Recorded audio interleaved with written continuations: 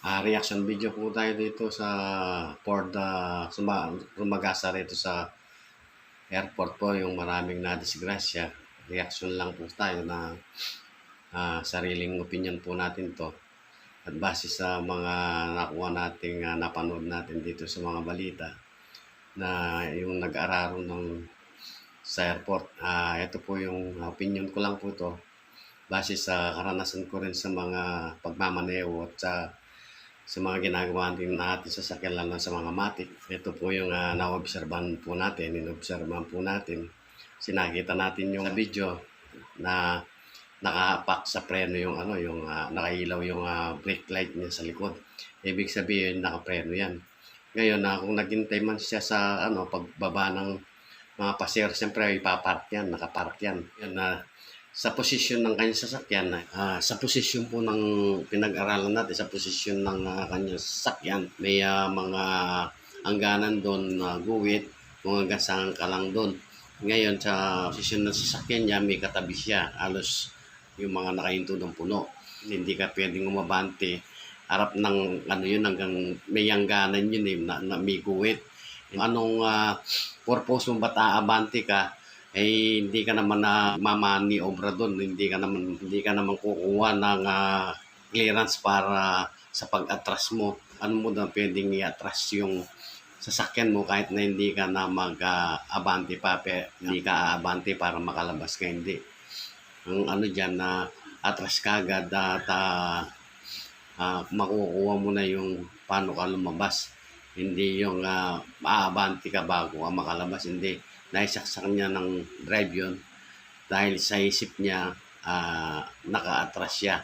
Pag-release ng handbrake at nakita natin nakailaw yung likod niya, naka-preno pa siya. Pag-release ng handbrake, pabitaw ng preno, apak sa gas, umabante siya na dapat hindi abante, atras siya dapat para makalabas kasi paalis na siya. Kaya yun ang naging depekto yung nangyari. Kasi may hangganan niya, may guwit sa harapan niya kung hanggang doon ka lang. Sa mga nagpaparada, sa mga naghihintay na may babang mga bagay o pagpaalis ka na dapat paatras ka, hindi paabante. Siya, naisaksak niya sa drive kaya nung bitawan yung preno at gas niya, dire-diretso siya na dapat nakapasok yun sa reverse. Ngayon, paalis siya. Yung posisyon ng sasakyan niya, nakaharap doon sa pinto nung yung may glass yun nakaharap siya ron ngayon kung paalis na siya i-reverse yan kung hindi nasa isip niya naka-reverse na yun nang nakita natin nakapreno ka paalis na siya umarangkada pabilis ibig sabihin nun hindi dapat paabante kasi atras ka paatras ka dapat hindi paabante. Ngayon naisaksak niya yan sa drive. Kaya pagbitaw ng preno o kaya nakita natin nakapreno siya. Pagbitaw ng handbrake, alis yung preno. Ngayon ililipat mo yung paa mo dito sa gas. Naisaksak yan.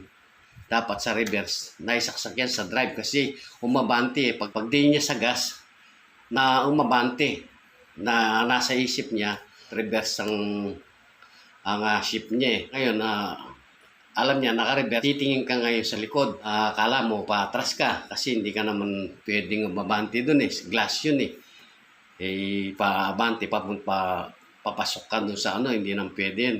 Kasi pag naibaba mo na yung mga pasero mo or paalis ka na, dapat sasaksak mo yan sa reverse. Siya, siguro naisaksak niya, akala niya, naisaksak niya sa drive. Kaya nung paalis siya, titingin ngayon sa likod, sa side mirror, isip niya, ngayon diniin yung gas. Nung pagdiin ng gas, umabante siya. Pag amante niya ngayon, natarantas siya. Siyempre, biglang, pagdiin mo ng gas, biglang bibilis yan. Lalo na pag nadiin mo ng gas na medyo madiin, aabante yan, mabilis. Ngayon, sa taranta niya, nadiin pa yung gas. Kala niya, preno siguro. Nadiin pa niyang todong ganun sa pagtaranta niya.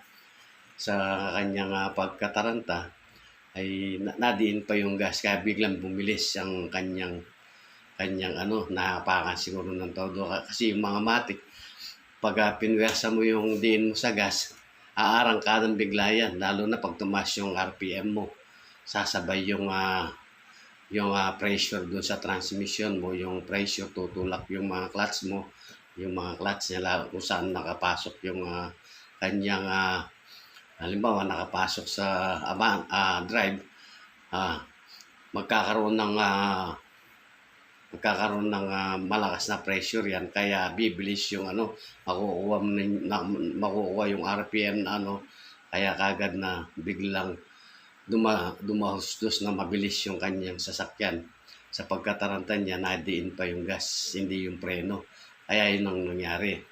Kaya ang ang idea po natin, kasi hindi dapat siya paabante, dapat paatras. Kasi kung paalis na siya, hindi naman pwedeng drive yung ipapasok mo. Dapat na ipasok mo doon yung reverse. Kasi paatras ka hindi ka nang pwedeng paabante. Kaya yung anong nangyari, sa idea lang po natin to at sa karanasan natin at sa nakita nating pag-oobserba natin na gano'n ang nangyari, na dapat reverse ang saksak niya sa kanyang transmission, na isaksak niya sa drive, kaya umbante siya at nadiin pa ng gas sa taranta niya, nadiin pa ng todo yung gas, kaya biglang bulusok yung sasakyan niya. Kaya yun ang nangyari. Nagikiramay po tayo sa mga na natamaan niya at namatayan. Hindi disgrasya po yan, hindi natin na inaasahan yung ganon. Pero po, kung tayo'y magmamaneho at lalabas sa daan, ito lang po masasabi ko, kailangan po present of mind yung pong natin, natin yung kailangan presko yung utang natin, iisip natin, at pagmatsyag po tayo at kailangan laging nakatuon sa dinadaanan at sa mga nakakasalamuha mong sasakyan. At kailangan po concentrate po tayo. Yung disgrasya po, minuto lang po yan. At hindi natin may iwasan yung disgrasya sa daan. Kaya doble ingat lang po. At kailangan pag puyat po tayo at hindi na po natin kaya, ayan, kung pwede naman po tayong tumabi o pahinga muna po tayo at para sumariwa yung makakapag-isip tayo na maayos. Lalo na sa daan, hindi natin maiiwasan yung ganyan na aksidente. Kaya doble ingat po, lalo na yung laging bumibiyahe at lagi pong chine-check bago magbiyahe yung mga dapat i-check sa sasakyan natin at para maiwasan natin itong mga disgrasya sa daan. At maraming salamat po at sana po na bigyan ko ng konting reaction itong nakita nating disgrasya dito sa NAIA.